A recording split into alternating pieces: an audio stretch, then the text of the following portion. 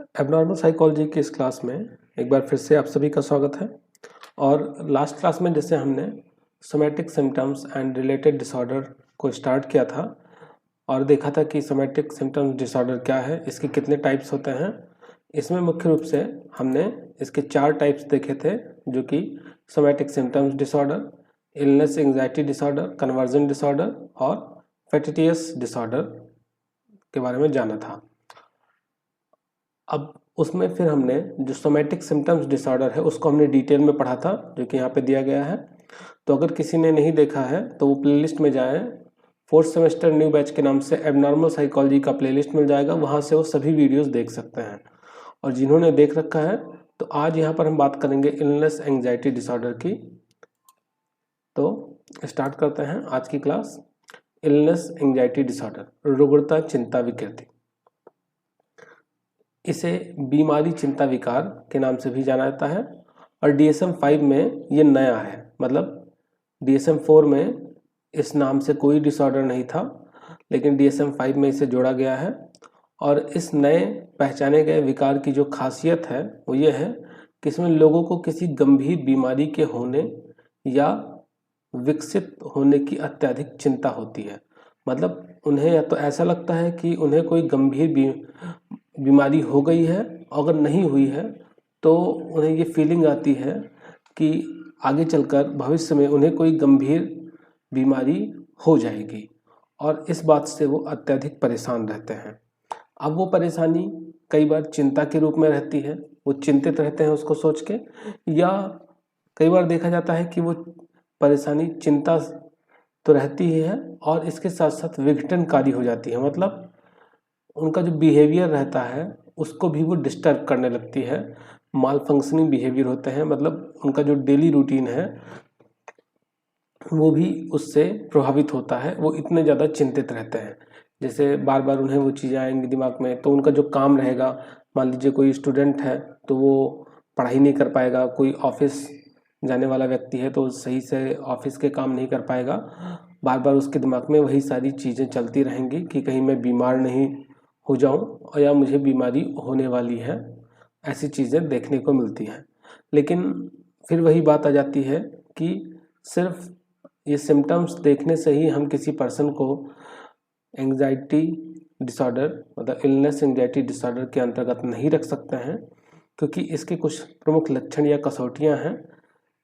वो चीज़ें वहाँ पर मैच होनी चाहिए। जब वो चीज़ें मैच होंगी तभी हम कह सकते हैं कि ये पर्सन इलनेस एंग्जाइटी डिसऑर्डर से ग्रसित है। तो वो ऐसी कौन सी क्राइटेरिया या कसौटियां हैं उनको देखते हैं। तो किसी गंभीर बीमारी के मौजूद होने या किसी गंभीर बीमारी के होने या आगे भविष्य में होने की चिंता, मतलब इसको थोड़ा सा सही कर लेंगे, यहाँ पे होना चाहिए था कि किसी गंभीर बीमारी के होने या उस बीमारी के भविष्य में होने की चिंता। अभी या तो है वो बीमारी और नहीं है तो भविष्य में हो जाएगी। अगर ऐसा लक्षण दिखाई देता है तो इसके साथ साथ दैहिक लक्षण मौजूद नहीं है, मतलब देखने में वो पर्सन एकदम स्वस्थ दिखाई दे रहा है, अगर उसका मेडिकल चेकअप होता है तो एकदम सही दिखाई देता है, किंतु अगर दैहिक लक्षण मौजूद हैं तो उनकी तीव्रता कम है। मतलब उनकी तीव्रता इतनी नहीं है कि उससे कोई बहुत ज़्यादा परेशान हुआ जाए। लेकिन जो पर्सन होता है, अगर वो पर्सन इलनेस एंग्जाइटी डिसऑर्डर से ग्रसित है तो उसको लगेगा कि नहीं, ये तो बहुत बड़ी बीमारी है। जैसे आगे देखे बताया गया है कि उनकी तीव्रता कम होती है या तीव्रता में वे कम होते हैं। इसके साथ साथ यदि कोई अन्य चिकित्सकीय स्थिति मौजूद है या किसी चिकित्सकीय स्थिति के विकसित होने का उच्च जोखिम है, मतलब वो चीज़ें वास्तविकता में नहीं हैं, अगर है तो बहुत कम मात्रा में है, लेकिन वो उसको बहुत बढ़ा चढ़ा कर लेते हैं। इसके अलावा स्वास्थ्य के बारे में उच्च स्तर की चिंता उस पर्सन के अंदर जो इलनेस एंग्जाइटी डिसऑर्डर से ग्रसित है उसमें स्वास्थ्य को लेकर उच्च स्तर की चिंता होती है, और व्यक्तिगत स्वास्थ्य स्थिति के बारे में आसानी से चिंतित हो जाता है। मतलब थोड़ी सी भी बात अगर कुछ हुई उसके साथ में तो वो अपने स्वास्थ्य को लेकर एकदम परेशान हो जाएगा, एकदम चिंतित होने लगेगा, लेकिन वास्तविकता में वो उतना चिंता की बात होती नहीं है। इसके साथ साथ व्यक्ति अत्यधिक स्वास्थ्य संबंधी व्यवहार करता है, जैसे बार बार वो अपना चेकअप कराएगा, बार बार खुद से अपने जो शरीर के लक्षण हैं उनको देखेगा, उनको मैच करेगा कि कहीं मुझे किसी प्रकार की बीमारी तो नहीं है। ये सारी चीज़ें देखने को मिलती हैं। लेकिन सबसे जो इम्पोर्टेंट बात है वो ये है कि ये जो ऊपर जितने भी सिम्टम्स बताए गए वो सिम्टम्स कम से कम 6 महीने से उस पर्सन में मौजूद होने चाहिए। जब वो पिछले 6 महीने से उस पर्सन के अंदर दिखाई दें तब हम कह सकते हैं कि इस पर्सन में इलनेस एंजाइटी डिसऑर्डर है। तो ये आज की छोटी सी क्लास जो कि थी इलनेस एंजाइटी डिसऑर्डर से रिलेटेड। नेक्स्ट क्लास में हम कन्वर्जन डिसऑर्डर को जानेंगे। काफ़ी इम्पोर्टेंट डिसऑर्डर है और अक्सर एग्ज़ाम में कन्वर्जन डिसऑर्डर से रिलेटेड क्वेश्चन पूछे जाते हैं। लेकिन अगर किसी का पेपर बहुत जल्द होने वाला है और उसको अभी ही कन्वर्जन डिसऑर्डर से रिलेटेड वीडियो चाहिए तो आप क्या करें, आप प्लेलिस्ट में जाएंगे। प्लेलिस्ट में आपको एबनॉर्मल साइकोलॉजी, सिंपल सिर्फ एबनॉर्मल साइकोलॉजी के नाम से एक प्लेलिस्ट मिल जाएगी, जहाँ पर आपको कन्वर्जन डिसऑर्डर से रिलेटेड वीडियो मिल जाएंगे। उस वीडियो को देख सकते हैं।